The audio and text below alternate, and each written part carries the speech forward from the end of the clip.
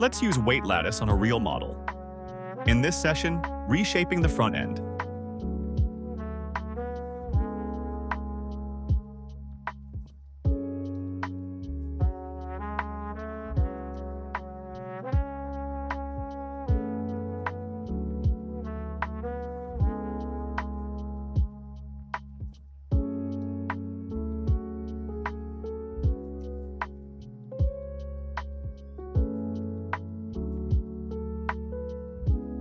Notice the workflow. Paint a region, cage it, push the shape, apply, and straight into the next change.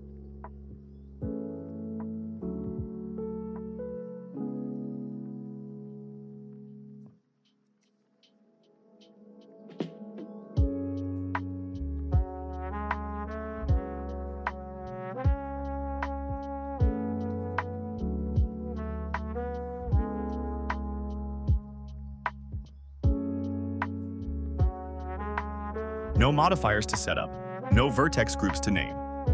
The add-on handles all of it.